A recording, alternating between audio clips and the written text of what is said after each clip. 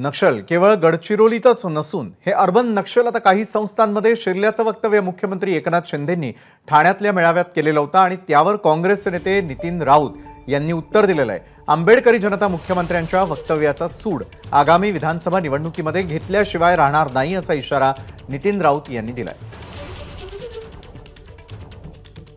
हे नक्षल फक्त गडचिरोलीत नाही आहेत, हे अर्बन नक्षल काही एनजीओ मध्ये घुसलेले आहेत आणि त्यांनी अगदी पद्धतशीरपणे महाविकास आघाडीचे पदाधिकारी आणि हे सरकारच्या विरोधातले काही एनजीओ जे आहेत, म्हणजे चांगले एनजीओच्या बद्दल आम्ही कौतुक करतोच, परंतु मोदी हटाव मोदी हटाव मोदी हटाव एकच त्यांचं स्वप्न होतं आणि मोदीजीने तर देशाच्या विकासाचा अजेंडा हातात घेतला होता, पण ह्यांच्या हातामध्ये एकच अजेंडा होता, मोदी हटाव मोदी हटाव। मोदी द्वेषाने पछाडले होते लोक, पण मोदी हटाव मोदी तो हटले नहीं, हटवणारे हटले, मोदी जी बैठ गए वहां पर प्रधानमंत्री पद पे।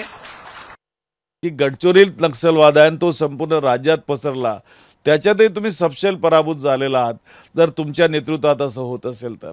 आणि अर्बन नक्षल जर तुम्ही आंबेडकर राईट्स आणि आंबेडकरवादी जे संघटना आहेत, ज्या संघटना संविधानाची सुरक्षा करण्याच्या दृष्टीने अग्रेसर असतात, त्यांना जर नक्षलवादी म्हणत असाल तर याचा बदला निश्चितपणे येणाऱ्या विधानसभेच्या निवडणुकीत ही आंबेडकरी जनता घेतल्याशिवाय राहणार नाही। एबीपी माझा, उघडा डोळे बघा नीट।